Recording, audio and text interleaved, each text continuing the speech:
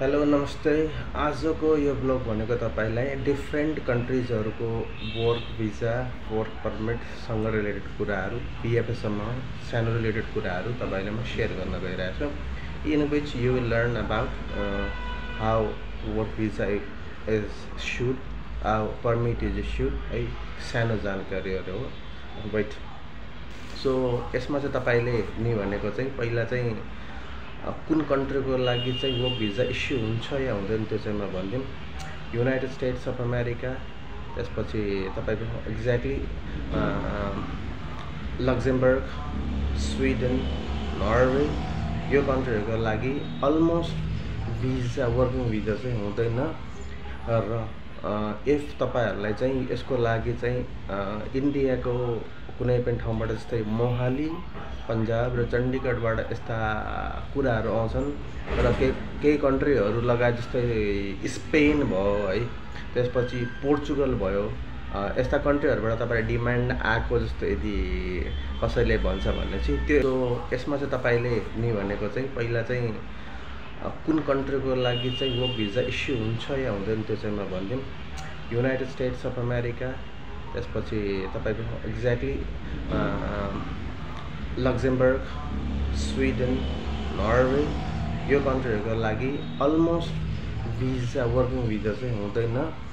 र इफ तपाईहरुलाई चाहिँ यसको लागि चाहिँ इन्डियाको कुनै पनि ठाउँबाट जस्तै मोहाली, पन्जाब र चण्डीगढबाट यस्ता कुराहरु आउँछन् र केही कन्ट्रीहरु लगायत जस्तै स्पेन भयो है, त्यसपछि पोर्चुगल भयो, यस्ता कन्ट्रीहरुबाट तपाईलाई डिमान्ड आएको जस्तो यदि कसैले भन्छ भने चाहिँ त्यो एकदम गलत हो। त्यसमा चाहिँ नपर्नु होला, त्यसमा चाहिँ तपाईहरुलाई चाहिँ यो हुँदैन है। त्यसपछि भीएफएस सम्बन्धीको जानकारी हो, भिजा फेसिलिटेसन सर्भिस। यो कसरी बुझ्ने भन्दाखेरि vfsglobal.com भनेर वेबसाइट आउँछ, त्यसबाट गएर तपाईले बुझ्दा पनि हुन्छ है त। अब यसको अरु कुराहरु भनेको चाहिँ कसरी पर्मिटहरु पाउने भन्दाखेरि म्याक्सिममहरु चाहिँ एजेन्टको पछाडी लागेर बस्न भन्छ। तपाईलाई एउटा सर्टकट जानकारी दिन्छु जहाँसम्म मलाई चाहिँ जानकारी भएको छ है, म पनि केही जानकारी समेटेर नै आएको तपाईका। यसमा चाहिँ तपाईहरुले चाहिँ के गर्न सक्नुहुन्छ भने you can go to the official websites. Official जस्तै फिनल्यान्डमा तपाईलाई जब चाहियो भनेपछि या त युकेमा जब चाहियो या त कुनै ठाउँमा जब चाहियो भने चाहिँ जब्स इन कन्ट्रीको नाम लेखेर फटाफट जब्स कता चाहियो तपाईहरुलाई भने जस्तै मानौ पोल्यान्डमा जब चाहियो, मानौ क्रोएसियामा जब चाहियो, so work in Croatia for foreign workers भनेर हान्नु होला।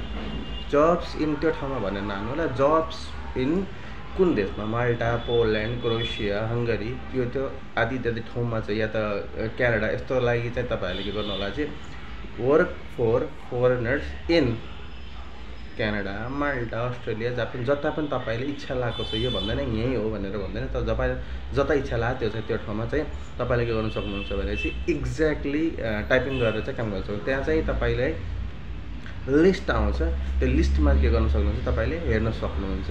एब्सोल्युटली फ्री हुन्छ एप्लाई गर्नको लागि। तपाईले चाहिने भनेको एउटा कभर लेटर, एउटा सीवी है, cover letter, CV biodata resume भनेको एउटा कभर लेटर सहित, अनि एप्लिकेसन कुनै ठाउँमा पर्छ प्रोफेसनल चाहियो है त। प्रोफेसनल भनेको टोटल्ली डिटेल एक्सप्लेनेसन भएको, कसैले एक पानाको बनाएर दिन्छ, कुनै साइबरमा नजाँदा पनि हुन्छ। हामीसँग कुनै एक दुईटा अफलाइन एपहरु पनि छ जो तपाईलाई म भन्न सक्छु, त्यसको नाम चाहिँ इन्टेलिजेन्ट सीवी भन्ने पनि छ, या त अरु पनि सीवी जान्छन् जो चाहिँ तपाईले एक्ज्याक्टली त्यही आधारले तपाईले बनाउन सक्नुहुन्छ। प्रोफेसनली कसरी बन्छ भन्दाखेरि तपाईलाई म भन्न सक्छु, प्रोफेसनली बन्ने भनेको चाहिँ तपाईको पोर्टफोलियो, तपाईको पर्सनल डिटेल, टोटल पर्सनल डिटेलहरुसम्म राख्ने, एजुकेसन डिटेलहरुसम्म राख्ने, तपाईको एक्सपिरियन्स राख्ने, तपाईले पाउनु भएको केही पनि एडिसनल सर्टिफिकेट छ भने एडिसनल सर्टिफिकेट इन्क्लुड गर्ने, त्यसमा चाहिँ ट्रेनिङहरु सम्बन्धी के गर्नु भएको छ, भोलिन्टियर सम्बन्धी के गर्नु भएको छ त्यो पनि इन्क्लुड गर्ने, त्यो पनि तपाईलाई बेस्ट हुन्छ है। हेर्ने मान्छेले सीवी यसरी हेर्दाखेरि के लाग्छ भन्दाखेरि चाहिँ वाउ दिस इज गुड भनेर भन्न सक्ला है।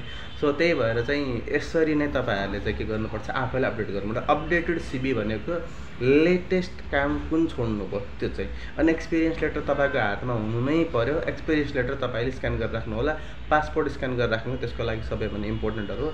र पासपोर्ट टुरिस्ट भिजा हुन्छ या वर्क भिजा हुन्छ, एटलिस्ट 1 वर्ष कम्ती कममा भ्यालिडिटी भएको हुनु पर्यो त्यो पासपोर्ट, होइन भनेपछि तपाईँलाई गाह्रो पर्छ।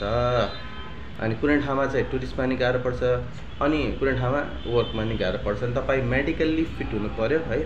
कुनै ठाउँमा मेडिकलको लागि तिर्नु पर्दैन। इफ यु आर स्पोन्सरबाट पनि भिजा अपलोड गर्न सकिन्छ, त्यसको लागि चाहिँ अलग म्याटर हुन्छ। इफ स्पोन्सर हो भनेपछि तपाईँको जो स्पोन्सर गर्दैन, जसले तपाईँले बोलाउँदै हुनुहुन्छ कुनै पनि ठाउँमा, जस्तै युएसए भयो, क्यानाडा भयो, बोलाउन सकियो, तर सर्टेन कन्डिसन्सहरूमा बोलाउन सकिन्छ। यसको जानकारीको लागि पनि तपाईँले मलाई सम्झाउन सक्नुहुन्छ। मेरो वाट्सएप नम्बर म डिस्क्रिप्सन दिइदिन्छु, तपाईँले वाट्सएप गरेर मबाट बुझ्न सक्नुहुन्छ निःशुल्क नै। त्यसपछि चाहिँ सिभी बायोडाटा भन्ने कुरा के हो भन्दाखेरि तपाईँलाई जानकारी हुनुपर्छ मैले कतिको स्ट्रङ भनेको यो हो कि तपाईँले आफ्नो बारेमा कसरी राम्रोसँग एक्सप्लेन गर्न सक्नुभएको छ, एक्सप्लेनेसन कसरी गर्नुभएछ, वर्णन कसरी गर्नुहुन्छ, एक्सप्लेन कसरी गर्नुहुन्छ। अब कसैले दिन्छ माथि माई बायोडाटा लेख्छ, तल लेखिदिन्छ, त्यसपछि my name, father name, mother name, त्यसपछि चाहिँ यति वर्ष working, this purse of experience भनेर हुँदाखेरि टोटल्ली एक्सप्लेन गर्न सक्नुपर्छ। तपाईँले त्यो अन्तरालमा के गर्नुभयो है त्यो चाहिँ एक्सप्लेन गर्न सक्नु, त्यो चाहिँ सिभीको अन्तर्गत पर्छ। ल अब फेरि अब भिजाको सम्बन्धीमा, भिजामा चाहिँ तपाईँले चाहिँ जस्ट फ्री काउन्सिलिङको लागि तपाईँले मलाई सम्झाउन सक्नुहुन्छ। फ्री काउन्सिलिङ रादर देन डकुमेन्टेसनको पार्टमा पनि पर्न जान सक्छ। यदि तपाईँलाई चाहिन्छ भने चाहिँ please call me on WhatsApp, तपाईँले सम्झाउन सक्नुहुन्छ। त्यसको लागि कुनै पनि फी शुल्क लाग्दैन, सपोर्ट लिन सक्नुहुन्छ। यो भिडियो पूर्ण रूपमा हेरेर मात्र मलाई चाहिँ सम्पर्क गर्नु होला।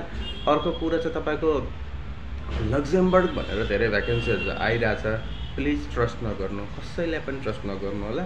त्यो कन्ट्रीले केही अझै नै एक्सपिरियन्स भएको मान्छेलाई चाहिँ भ्याकेन्सी ओपन गर्न सक्छ, या त त्यहीँ भएको नेसनलहरू, या त तपाईँ त्यहाँ स्टुडेन्ट हुनुहुन्छ भने तपाईँहरूको लागि त्यो हुनसक्छ। तर त्यो कन्ट्रीले चाहिँ डाइरेक्टली फरेन वर्करहरू चाहिँ लिँदैन, किनकि फरेन वर्करहरू लिनको लागि मिनिस्ट्रीसँग एप्रुभल लिनुपर्छ। अब स्विपर क्लिनरहरूको लागि त मिनिस्ट्रीसँग एप्रुभल उहाँहरूले लानुहुन्न। त्यही भएर चाहिँ तपाईँले यो बुझ्नु होला कि यस्तो सानोतिनो कुराहरूको लागि चाहिँ लक्जमबर्गले they do not demand anything from any country. Sweden भयो, लक्जमबर्ग भयो, नर्वे भयो है, युएसए भयो, यो कन्ट्रीमा या त तपाईँको मानौँ स्पेन भयो, तपाईँको त्यसपछि चाहिँ स्विजरल्यान्ड भयो, यस्तो त हाई क्लास कन्ट्रीले भनेपछि उहाँले चाहिँ एकदमै नर्मल्ली चाहिँ कामदार फरेन वर्करहरू लानुहुन्छ। इफ हाइली क्वालिफाइड छन् भने, यदि एमबिबिएस डक्टर हो, यस, नर्स हो, यस, पाइलट हो, यस, डेन्टिस्ट हो, यस, यस्तो प्रोफेसनमा चाहिँ सायद उहाँले लान सक्नुहुन्छ होला। बट इफ दे रिक्वायर, उहाँलाई यदि यसको आवश्यकता छ भनेपछि यस्तो अवस्थामा उहाँले लान सक्नुहुन्छ। तर नर्मल्ली क्लिनर हो, होटल म्यानेजर होइन, कुक हो भनेपछि चाहिँ उहाँले चाहिँ नर्मल्ली लानु हुँदैन। यस्तो कुरामा उहाँले तपाईँले विश्वास पनि नगर्दा हुन्छ। यदि कुनै यस्तो एड आएको छ, तपाईँले यो एड देख्नुभएको छ भने चाहिँ प्लिज डु नट ट्रस्ट है। These are non trustable from any side, from anywhere in the world. यदि उतैबाट नै आएको भने चाहिँ तपाईँले रिचेक गर्न सक्नुहुन्छ। तपाईँले फ्री नै ल म एक्चुअली म फ्रीमा नै एप्लाई गर्न चाहन्छु भनेपछि please say the documents to me, तपाईँको डकुमेन्ट म सेयर गरिदिन्छु, and you will ultimately know what is wrong and what is right. तपाईँले त्यसको पत्ता लगाउन सक्नुहुन्छ। यदि कसैको वर्क पर्मिट छ भने पनि त्यो पनि चेक गर्न सक्नुहुन्छ तपाईँहरूले। म्याक्सिमम् लो क्लास कन्ट्रिजहरूले तपाईँले फरेन वर्करहरू लिन्छ, र राम्रो हाई क्लास कन्ट्रीहरूले पनि जस्तै क्यानाडाले चाहिँ ओपन वर्क पर्मिट पनि दिने गरेको छ जस्तै अहिलेको लागि। अनि त्यसपछि तपाईँको पिआर पनि दिने गरेको छ।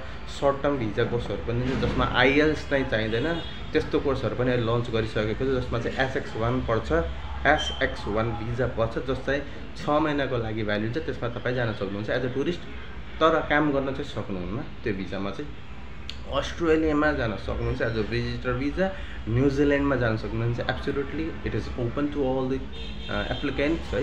न्युजिल्यान्डमा चाहिँ ओपन गरिसकेको छ। अरू बाँकी कुराहरू VFS सम्बन्धी जानकारीको लागि कस्तो छ भन्दा, इफ तपाईँलाई लाग्छ कि कुनै एजेन्टले या त कुनै मान्छेले भन्छ VFS यहाँ गराउनु पर्ने हो भन्ने कुरा लाग्छ भने चाहिँ त्योभन्दा अगाडि चाहिँ आफैले गएर vfsglobal.com चाहिँ गएर इन्क्वायरी गर्दा हुन्छ कि यो एप्लिकेसन जो तपाईँले दिनुभएको छ त्यहाँबाट जुन चाहिँ पर्मिट पाउनुभएको छ त्यो पर्मिट तपाईँले जिमेलमा अपलोड गरेर त्यसलाई चाहिँ एम्बेसी कहाँ पठाउन सक्नुहुन्छ। यो तरिकाले तपाईँले के गर्न सक्नुहुन्छ भनेपछि आफैलाई चाहिँ सुरक्षित राख्न सक्नुहुन्छ। I been lots through this. मैले पनि धेरै ठाउँबाट पनि मैले पहिले एप्लाई गर्ने गरेको थिएँ। आई हेभ बिन समटाइम्स मलाई पनि अप्ठ्यारो भएको थियो कुनै बेला पनि यो भिजाजहरूको बारेमा कुराकानी गराउँदा, धेरै पहिला पनि आई थिङ्क 2-3 years ब्याक त्यो बेला अनि मैले पनि गर्न खोजेको थिएँ। बट अल्टिमेटली आफ्टर 1 year मैले यो रिसर्च गर्दै जाँदाखेरि पत्ता लाग्यो कि म्याक्सिमम् कन्ट्रिजहरूले चाहिँ हाई डेभलप कन्ट्री जो फाइनेन्सियली स्टेबल कन्ट्रिज छ उहाँहरूले चाहिँ फरेन वर्कर भित्राउनुहुन्न, लानुहुन्न। केही कन्ट्रीहरूले मात्रै लानुहुन्छ। जस्तै लाने कन्ट्री भनेको क्यानाडा है, यसमा चाहिँ लानुहुन्छ, अस्ट्रेलियाले लानुहुन्छ। त्यसपछि युरोपमा पोल्यान्ड, क्रोएसिया, माल्टा, लिथुआनिया उहाँले लानुहुन्छ। फिनल्यान्डले लिइरहेछ, पहिले युकेले लिन्थ्यो, अझ पनि लिन्छ युकेले इफ द रिक्वायर है। त्यसमा पनि यदि अस्ट्रेलिया, क्यानाडा र न्युजिल्यान्ड हो अनि भनेपछि चाहिँ अनि फिनल्यान्ड हो भनेपछि यस्तो कन्ट्रीमा के हुन्छ भन्दाखेरि उहाँहरूले आफ्नो भ्याकेन्सी आफ्नै वेबसाइटमा राखेको हुन्छ। उहाँहरूले एडभर्टाइज गर्नुहुन्न, एडभर्टाइज नगरे पनि उहाँहरूले चाहिँ लिनुहुन्छ। बट तपाईँसँग तपाईँको डकुमेन्ट रेडी हुनु पऱ्यो, जसलाई सिभी रेडी हुनु पऱ्यो, तपाईँको एक्सपिरियन्स लेटर रेडी हुनु पऱ्यो, तपाईँ रेडी हुनु पऱ्यो र त्यसपछि तपाईँको के भने यो रेडी हुनु पऱ्यो। तपाईँको सबै डकुमेन्ट्सहरू जो चाहिँ उहाँले मागेको छ अनलाइनमा मागेको पोर्टल डकुमेन्टहरू रेडी हुनु पऱ्यो तपाईँसँग। तपाईँले आफैले गरेर नै हिँड्न सक्नुहुन्छ। If you don't know how to see then you may call me on the spot and I can make it sure for you. Check गर्न सकिन्छ आफैले पनि, तपाईँको आफ्नै इमेलमा पनि आउन सक्छ कतिपय ठाउँमा। चेक गर्नमा थाहा हुनु पऱ्यो। र भिएफएस र यसको एम्बेसिजहरूको बारेको डेटकोहरूको पनि तपाईँहरूले चाहिँ थाहा पाउन सक्नुहुन्छ, कहाँबाट पाउन सकिन्छ, कताबाट पाउन सकिँदैन, कताबाट तपाईँको एभाइलेबल हुन्छ र त्यो एभाइलेबल भएको ठाउँबाट भ्यालिड हो कि होइन त्यो तपाईँले पत्ता लगाउनु पर्ने हुन्छ। र मेडिकल फी कतै पनि नतिर्नु होला। यदि कुनै कन्ट्रीहरूमा मेडिकल फी माग्छ भनेपछि प्लिज मेडिकल फी जुन ठाउँमा एम्बेसीले भनेको छ त्यो ठाउँको लागि मात्रै पे गर्नु होला, अन्यथा अरू ठाउँमा नपे गर्नु होला, पे नगर्नु होला।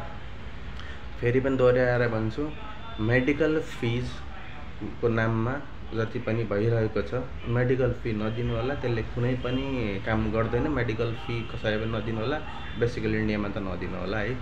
इफ एम्बेसीले रिक्रुट गरेको ठाउँ चाहिँ एम्बेसीको अथोराइज ठाउँ छ भने चाहिँ प्लिज त्यसमा चाहिँ केही फरक पर्दैन। बस तपाईँको मेडिकल डकुमेन्ट तपाईँले आफ्नो डकुमेन्ट देखाउन सक्नुहुन्छ। त्यसपछि चाहिँ रहेको कुरा अफर लेटर तपाईँले चेक गराउन सक्नुहुन्छ, नो प्रब्लम। कतिपय ठाउँमा चेक हुन्छ, कतिपय ठाउँमा तपाईँले चाहिँ एम्बेसीलाई नै दिनुपर्ने हुन्छ चेक गराउनको लागि। If this is right or wrong यो अनुसारले तपाईँको डकुमेन्टेसन हुन्छ। If you need further assistance please call me back. Thank you very much.